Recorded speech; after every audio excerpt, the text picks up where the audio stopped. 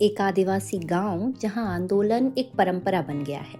ये एक से दूसरी और दूसरी से तीसरी पीढ़ी तक चला आ रहा है। पिछली पीढ़ियों ने अपने संघर्ष किए जिसने अगली पीढ़ी के युवाओं को प्रेरित किया, लेकिन अब युवा आंदोलन में कुछ नया भी लेकर आ रहे हैं और दोनों पीढ़ियां अब एक दूसरे से सीख भी रही हैं। इसी के साथ बदल रहे हैं मुद्दे सूरमा गांव के। नेपाल की सीमा से लगता लखीमपुर खीरी उत्तर प्रदेश का एक जिला है जो हरे भरे पेड़ों और जंगल से घिरा है।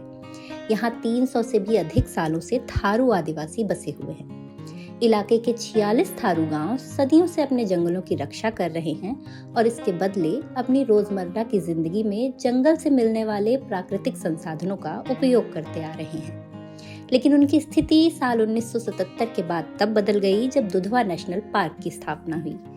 यहाँ के 46 में से 44 गांवों को राजस्व ग्राम का दर्जा दिया गया है। इसका मतलब है कि वे नागरिक प्रशासन के तहत दुधवा नेशनल पार्क में काम कर सकते हैं और उन्हें सरकारी योजनाओं और सेवाओं का फायदा मिल सकता है। लेकिन 2 गांव सूरमा और गोलबोझी को इलाके से बाहर करने का आदेश किया गया था, क्योंकि इन गांवों को पार्क के कोर जोन और बफर जोन का हिस्सा माना गया है। सूरमा के निवासियों को 6 अलग अलग गांवों में जाकर बस जाने के लिए कहा गया, जिससे उन्होंने इनकार कर दिया। सूरमा ने अन्य थारू गांवों के साथ मिलकर वन विभाग के इस उत्पीड़न के खिलाफ अहिंसक आंदोलन शुरू किया। साल 1980 में सूरमा के लोग अपनी पुश्तैनी जमीन की इस लड़ाई को इलाहाबाद हाईकोर्ट तक ले गए। गांव ने यहाँ 23 सालों तक अपने हक के लिए मुकदमा लड़ा, लेकिन वो हार गए। फिर जब 2006 में वन अधिकार अधिनियम लागू किया गया तो सूरमा को इसमें अपनी आज़ादी का रास्ता नजर आया। उन्हें लगा कि इस कानून की मदद से वो अपने गांव को राजस्व ग्राम का दर्जा दिला सकते हैं। इस अधिनियम का उद्देश्य ही ऐतिहासिक अन्याय को खत्म करना और पारंपरिक वन समुदायों को उनकी भूमि और प्राकृतिक संसाधनों के अधिकार दिलवाना है। थारू आदिवासियों ने एकजुट होकर 2009 में थारू आदिवासी महिला मजदूर किसान मंच का गठन किया। उन्होंने अधिनियम के नियमों का पालन किया, जिसके जरिए 8 अप्रैल 2011 को सूरमा और गोलबोझी को राजस्व ग्राम का दर्जा दे दिया गया। लेकिन जंगल तक पहुंचने और सामुदायिक वन अधिकारों के लिए उनका संघर्ष आज भी जारी है। इसी संघर्ष पर आईडीआर ने वन विभाग को अदालत में ले जाने वाले 65 वर्षीय कार्यकर्ता रामचंद्र और सहबिनिया राणा से बात की। सहबिनिया 18 साल की उम्र से इस संघर्ष से जुड़ी हुई हैं। उन्होंने सोशल वर्क की पढ़ाई की है और बैठकों और विरोध प्रदर्शनों में अपने पिता के साथ जाकर काम सीखा है। मेरा नाम रामचंद्र है। मैं थारू समुदाय से जुड़ा हुआ आदिवासी और उम्र मेरी इस समय है 65 वर्ष। मेरा नाम सहबनिया है। मैं थारू आदिवासी हूँ और लखीमपुर की रहने वाली हूँ, दुधवा नेशनल पार्क पे। थारू आदिवासी संघर्ष से तो मैं काफ़ी साल हो गए हैं, क्योंकि 1977 में दुधवा नेशनल की स्थापना हुई और 1980 से सूरमा गांव को विस्थापन करने की प्रक्रिया वन विभाग शुरू किए। उसको चलते हम लोग हाई कोर्ट गए। वहाँ 23 साल बाद भी मुकदमा हार गए, जिसे कोर्ट से वन विभाग के फेवर में चला गया और उन्होंने 3 माह का केवल हमें समय दे करके कि आप दूसरी जगह आपको जाना पड़ेगा। वहाँ हम लोगों को 6 खंडों में विस्थापित कर रहे थे। वहाँ हमारे भी समुदाय के लोग बसे थे।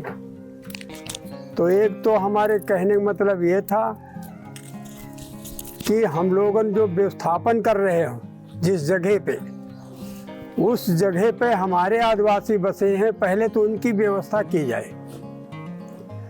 और दूसरी शर्त हमारी ये थी कि जितनी भूमि हमारे यहाँ सूरमा के अंदर, उतनी भूमि की व्यवस्था की जाए और वो एक जगह की जाए, तभी हम लोग विस्थापन होंगे, अन्यथा नहीं होंगे। इसी के चलते हम लोग फिर हाई कोर्ट मुकदमा का जैसे किए, वहाँ हार गए। ज्यों के त्यों हुआ। फिर 3 महीने का समय दिया। फिर हम लोग संगठन के साथ जुड़ के इसे ये 2006 का एक्ट आया जो आदिवासी है वाला वन अधिकार कानून, उसी के चलते हम लोगों को यहाँ 8 अप्रैल 2011 को जिला अधिकारी महोदय आकर के हम लोगों को भूमि का अधिकार दिया। जैसे इस संघर्ष से मैं 18 की उम्र थी मेरी, तब से मैं इस संघर्ष से जुड़ी हुई हूँ। क्योंकि इससे पहले मेरे पापा काम करते थे इसी संगठन में, रामचंद्र जी प्रधान के साथ में। तो मुझे उनको देख के काफ़ी एक वो होता था, इच्छा होती थी कि मैं भी इनके साथ में जाऊँ। कहीं मीटिंग जाते थे तो मुझे भी घूमने को मिलेगा। तो इसी तरीके से फिर पापा जब मीटिंग करके आते थे तो गांव में हम लोग ऐसे खाना खाते थे, खाना के टाइम पे, रात के टाइम पे आपस में बात करते थे या बतलाते थे, पूछते थे पापा से।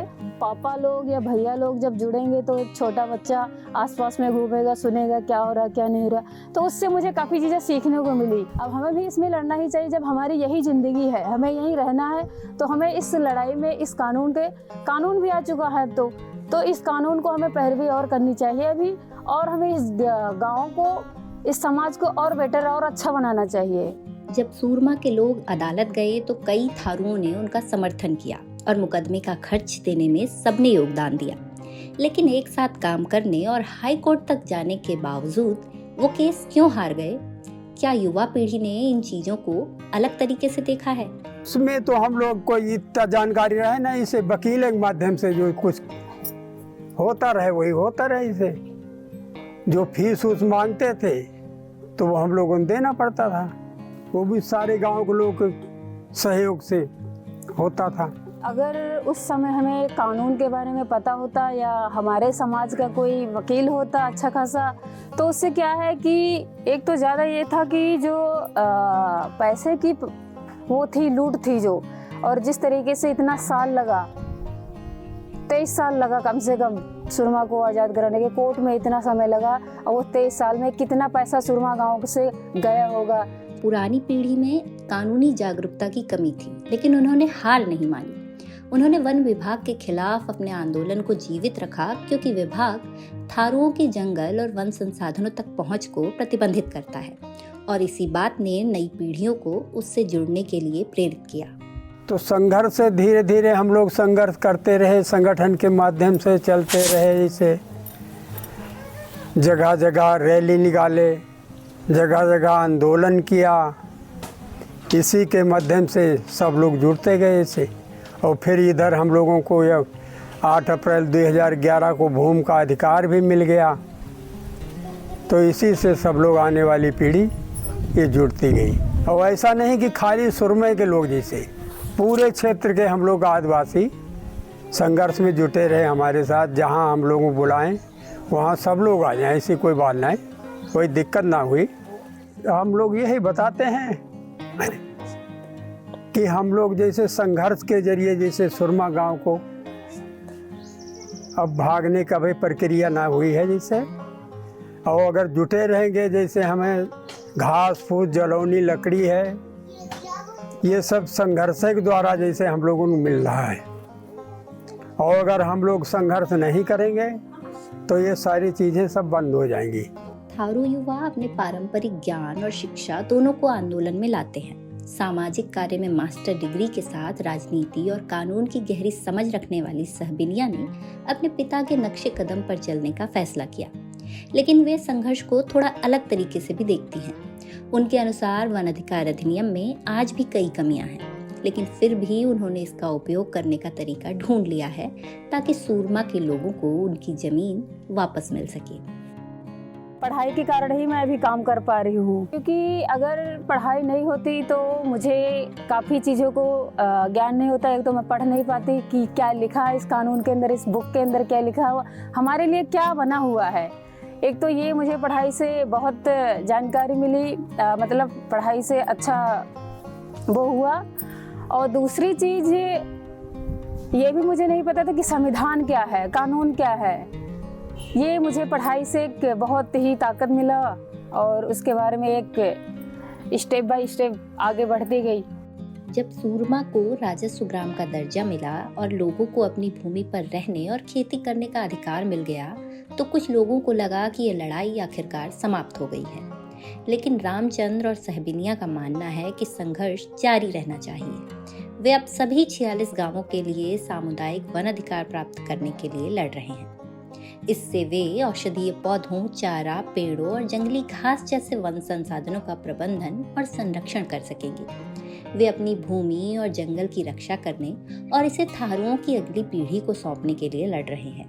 वहीं नई पीढ़ी इससे आगे बढ़कर मूलभूत सुविधाओं जैसे सड़क, शिक्षा और स्वास्थ्य जैसे विषयों पर आवाज उठाने लगी है। कुछ लोग तो यही सोच रहे हैं कि हमें अधिकार मिल गया तो सारा मिल गया, मगर संघर्ष तो करना पड़ेगा। आज हम लोग हैं और हम लोग नहीं रहेंगे, हमारे बच्चे करेंगे, बच्चे से बच्चे करेंगे। संघर्ष तो ये चलता रहेगा, क्योंकि वन विभाग अभी नहीं सोया हुआ है, वो जागी रहा रात दिन, वो कुछ न कुछ खुरापात में जुटा है। इसे फारे के अंदर 13 प्रकार के अधिकार दिए गए हैं और फॉरेस्ट तो जब गांव स्थापन करने का ही आदेश देता तो अधिकार के तो बात ही छोड़िए। तो मैं सोची कि अब पापा लोग तो लड़ते लड़ते गांव का आज़ादी तो दिला दिया है, बाकी अभी चीज़ें बची है, जैसे रोड हो गया, बिजली हो गया, अपना शिक्षा हो गया, स्वास्थ्य केंद्र होना चाहिए। उस तरीके से इसका उसी के द्वारा उस FR के अंदर के ही लेकर एक जगह पे बनाना चाहिए। इनके देख के, इनकी लड़ाई को देख के और अच्छा सोचे कि इनके होते हुए हमें और मदद मिल सकती है। इनका अनुभव हमें मतलब एक ताकत देगा लड़ने के लिए।